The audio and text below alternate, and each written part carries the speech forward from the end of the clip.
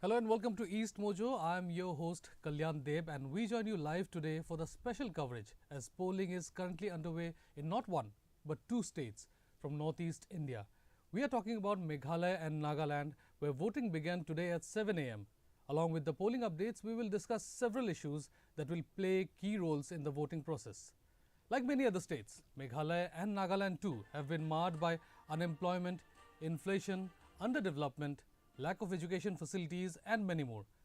So is it going to be a repeat of the 2018 elections or a new party will form the government in Meghalaya?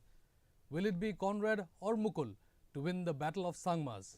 Will issues such as the peace process, the demand for frontier Nagaland and underdevelopment play the deciding factor in this election?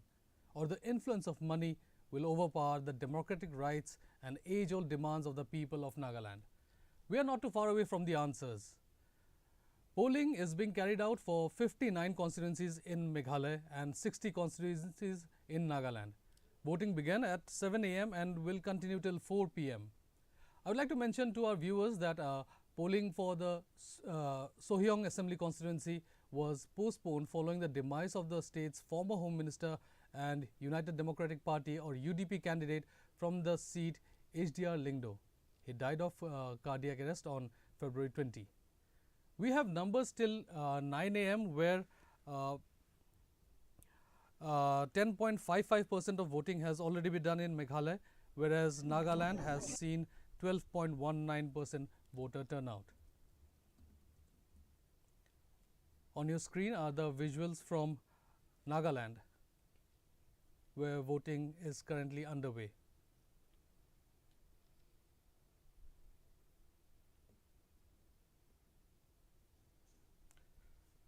I would like to remind our viewers that voting for 59 constituencies in Meghalaya and 60 constituencies in Nagaland began today at 7 a.m.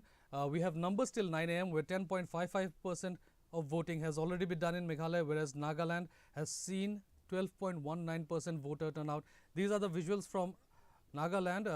We can see Chief Minister Nefi Rio cast his vote earlier this morning. He also spoke to the media. Let's listen in to what he said. As the chief of the state. Well, it is unfortunate.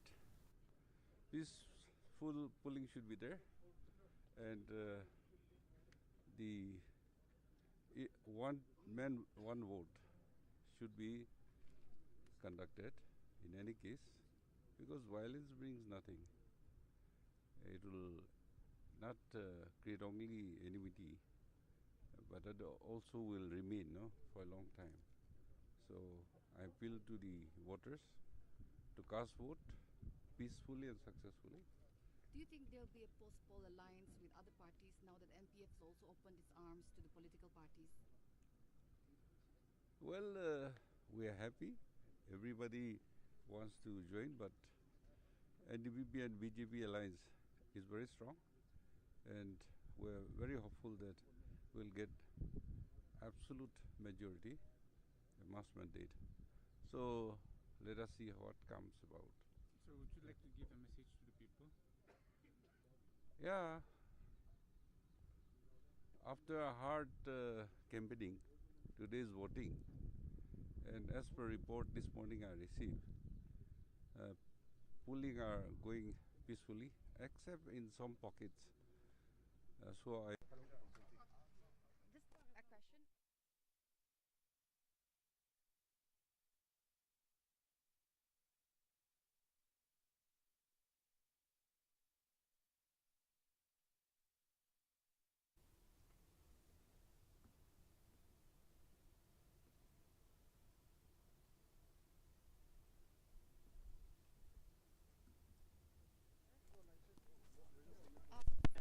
Mr. Rio would like to talk to you for a minute. Our state is witnessing violence. So that was Nagaland Chief Minister Nefi Rio who cast his vote earlier this morning and also spoke to the media after casting his vote.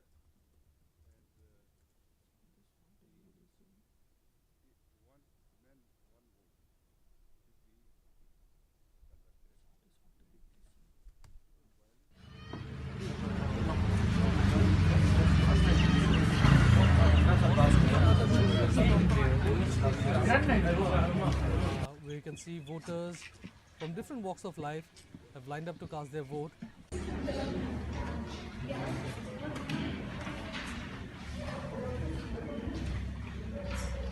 I'd like to remind our viewers that polling for 59 assembly constituencies in Meghalaya and 60 assembly constituencies in Nagaland began today at 7 a.m. We have numbers till 9 a.m. where 10.55% of voting has already been done in Meghalaya, whereas Nagaland has seen 12.19%.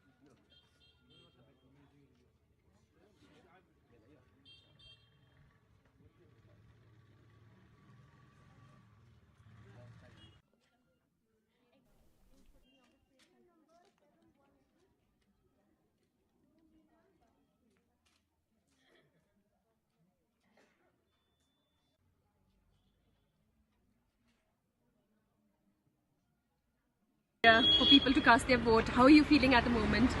See, I've been working for the last 25 years. I am the candidate and MLA who is working throughout the years. So I'm very, very comfortable for this 2023 elections.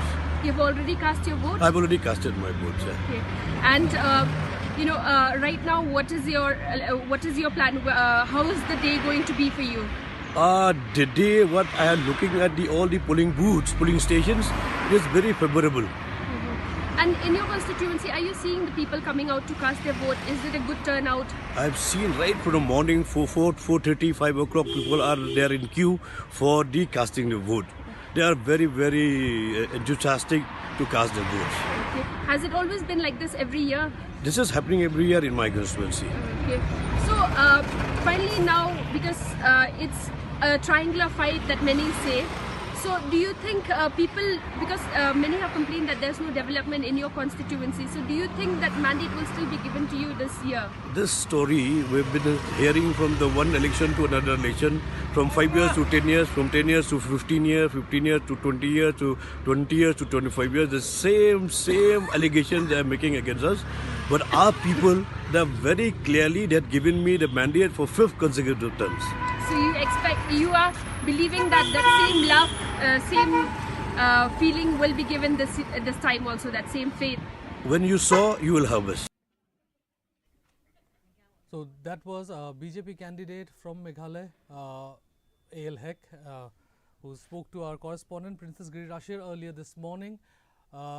Voting is currently underway at 3,419 polling stations across 12 districts of Meghalaya. A total of 369 candidates are in the fray for the 60-member Meghalaya Legislative Assembly. Meanwhile, in Nagaland, a total of 183 candidates from 13 political parties are in the fray. Here too, the number of assembly seats is 60 and voting is being carried out in 2,351 polling stations. These are the visuals from Meghalaya, where people from different walks of life have lined up to cast their vote.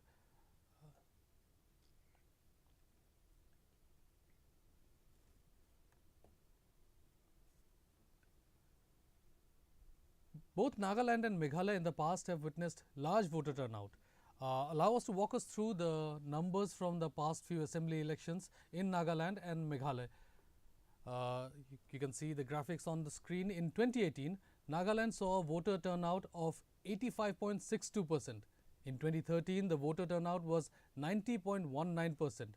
In the 2005 elections, the state saw a voter turnout of 87.85%, and it was the same in 2003 as well. Whereas in Meghalaya, in 2003, the state witnessed a voter turnout of 70.42%. In 2008, it went up to 89.84% when Mukul Sangma became the Chief Minister for the first time. In the 2013 elections, it saw a dip as the voter turnout came down to 87.97% and again saw a dip of 1.32% in 2018, where 86.65% voter turnout was registered.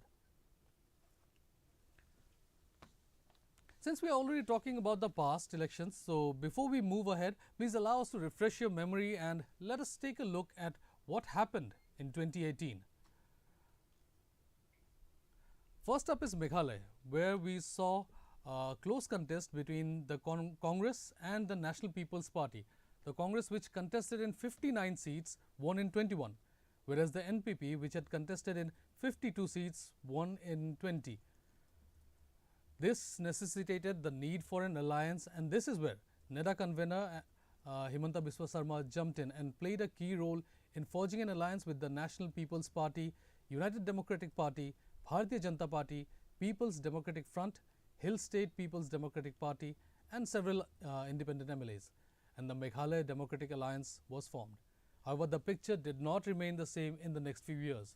We saw the Congress being completely decimated after Mukul Sangma and 11 other Congress MLAs switched over to TMC in November 2021, making Mamata Banerjee's party the principal opposition party in Meghalaya. We also have two former Congress MLAs, Emperor Lingdo and Mohendro Rapsang, and UDP member Imlanki Lamare joining the National People's Party. Conrad Sangma has set bigger target this time as he is eyeing an absolute majority for the NPP, while Mukul Sangma, considered the biggest face in Meghalaya politics after P.A. Sangma's death in 2016, is not only trying hard to bounce back to power but also give Trinamool Congress its first government outside Bengal. Meanwhile, the 2018 Nagaland Assembly elections was a battle between former Chief Minister T.R. Ziliang and incumbent Chief Minister Nephew Rio. So, what happened in 2018? Back then, the Naga People's Front had contested in 58 seats and won in 26. The Nationalist Democratic Progressive Party, founded by Nephew Rio, had contested in 40 seats and could win in 18. The BJP had contested in 20 seats and won in 12, whereas the Conrad Sangma-led NPP had contested in 25 seats but could only win 2 of them. It was an opposition-less government back then and still remains an opposition-less government, but the scenario is no longer the same.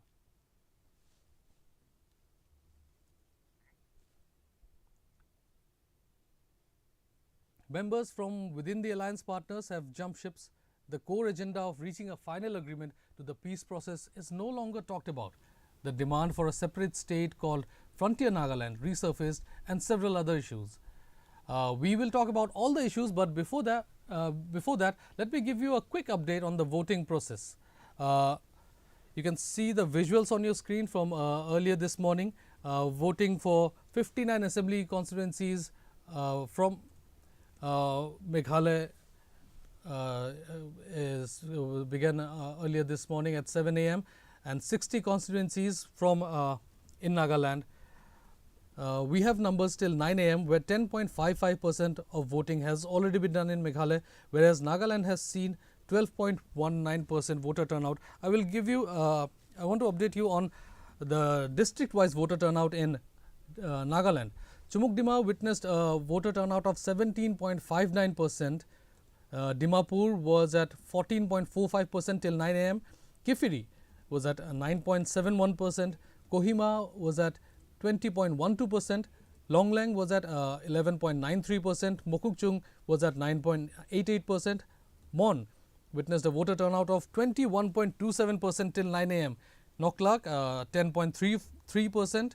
Peren 15.91%, Phek 20.37%, Bughoboto 25.06% till 9 a.m., Shamator 16%, Seminyu 19.72%, Twensang 13.30%, Bokha 7.85%, and Zuneboto 9.91%. So these were the voter turnout numbers that we have till 9 a.m.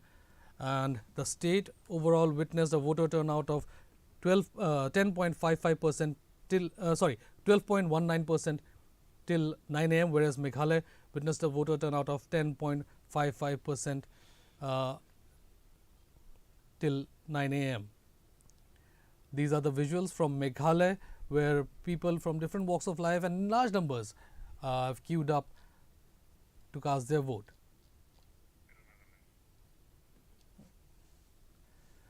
On your screen are the visuals from Nagaland, where youths, women voters, senior citizens are seeing lined up. You can see a senior citizen, a centenarian in fact, walking up to a polling booth in Nagaland to cast a vote.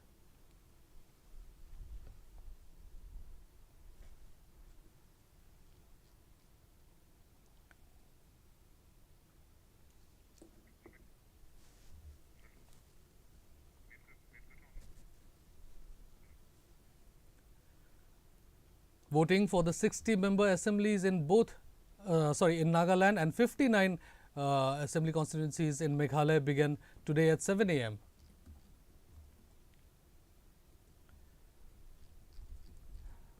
I'd like to mention to our viewers that we are only providing you numbers as per the Election Commission of India, and what you are hearing from us is authentic and legitimate figures. On your screen you can see visuals from Nagaland.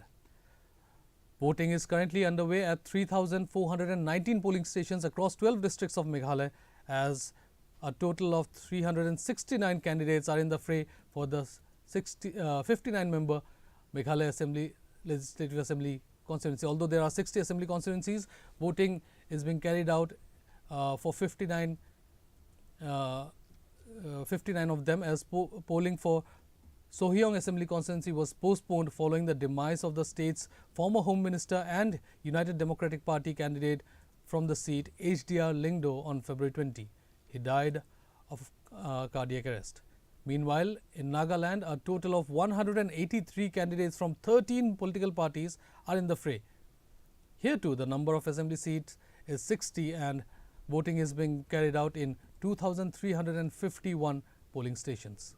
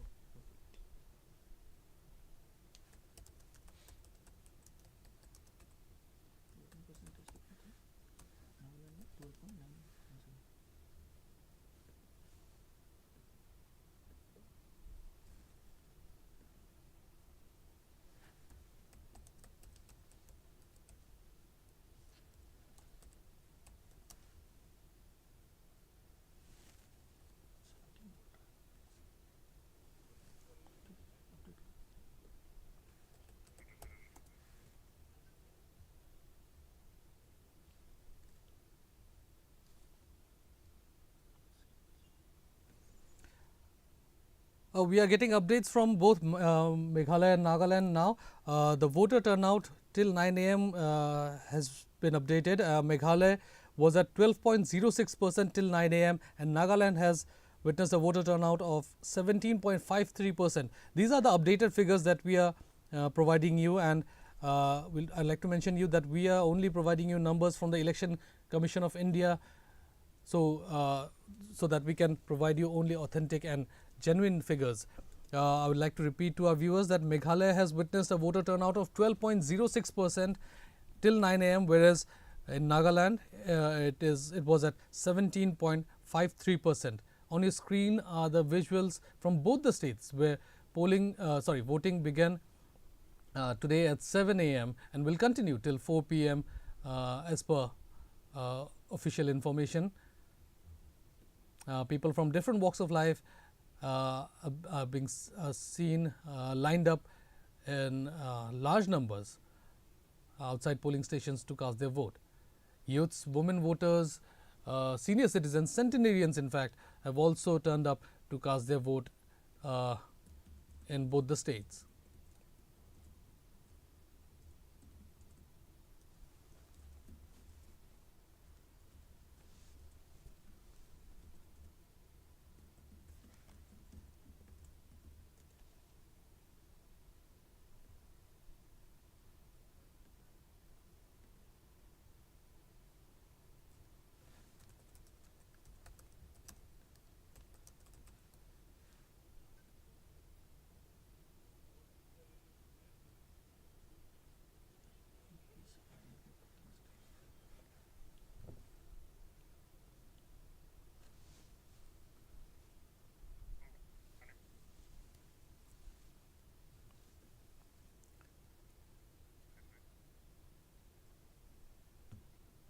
Joining me in the studio is Amit Kumar, Executive Editor of EastMojo. Amit, we are back in the studio together yet again.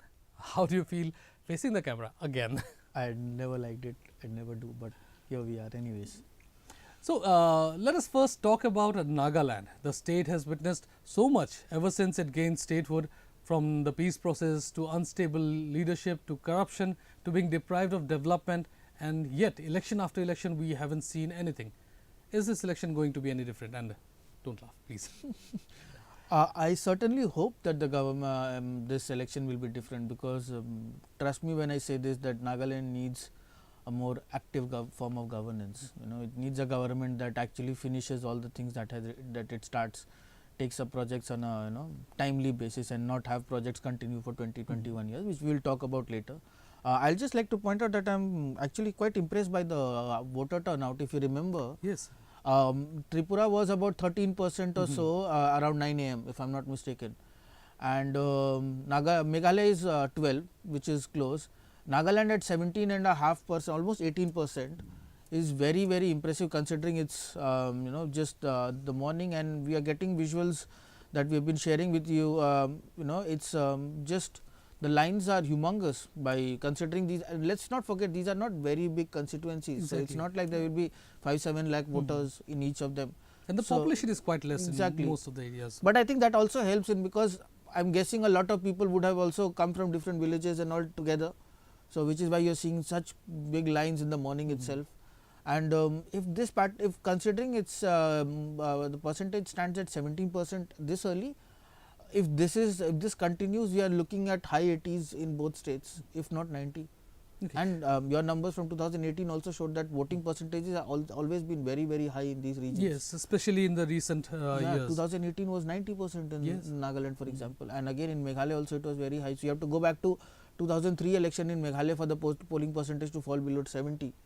So this is impressive, and at the same time it's also not something that is uncommon, let's put it that way. But so far the numbers are very, very impressive. I think it's fair to say that we can expect at least over 85% voter turnout. If this continues, I'm looking closer at 90. And if this rate continues, let's see how the day and unfolds. the rate the voting is being carried out, and it as per the official date timing that has been provided, 4 p.m.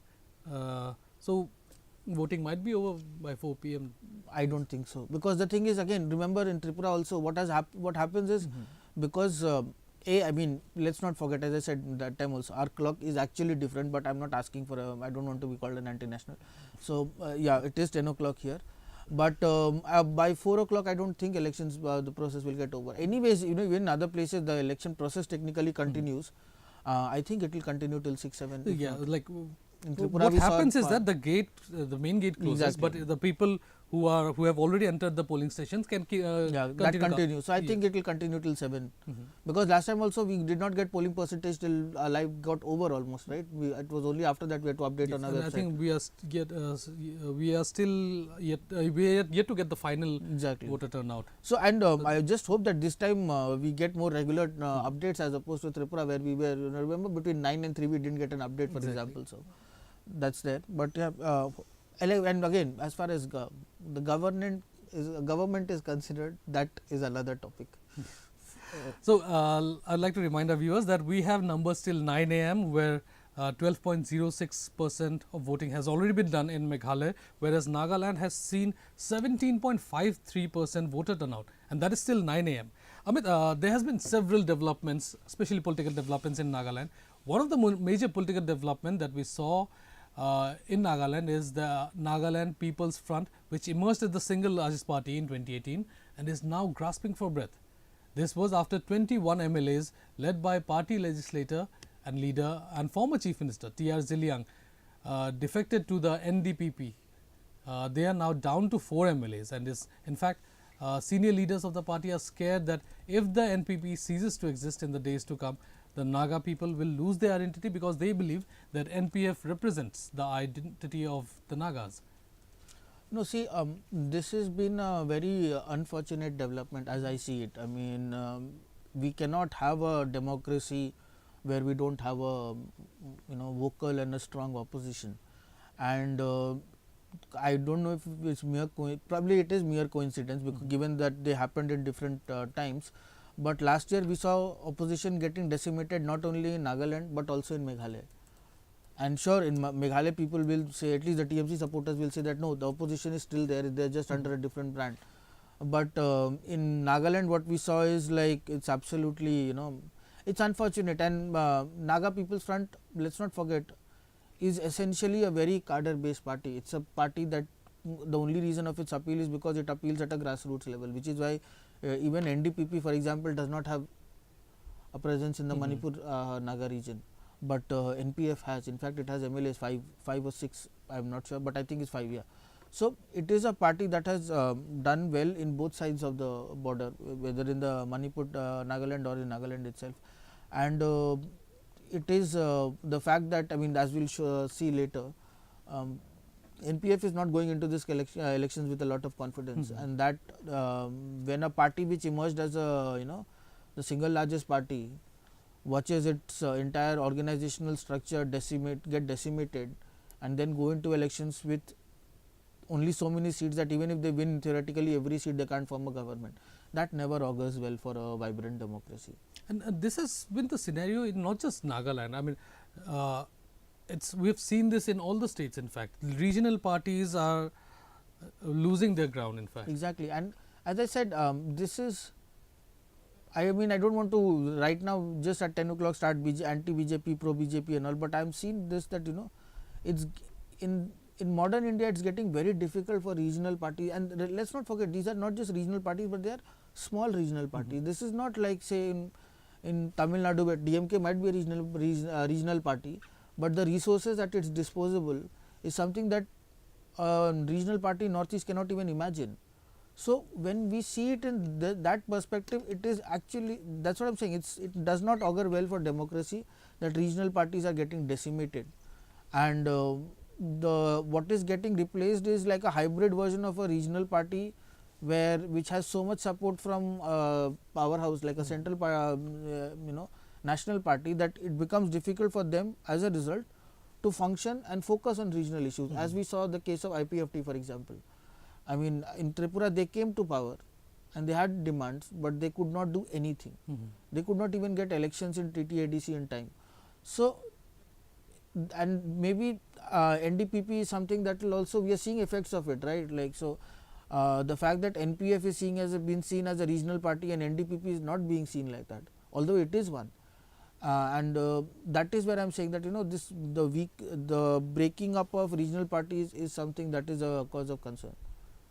Okay, and one more problem that we've seen in fact in Tripura as well. So the apart from the the senior leaders, we have not seen any young face emerging. if we talk about NPF, it's still Shurozili Liditsu that we talk about, and we have seldom seen any young face emerging, a student leader probably. Exactly, and I think that is why like not only the regional media but national media also had so much interest in Tripura, because they saw new face in Pradyot.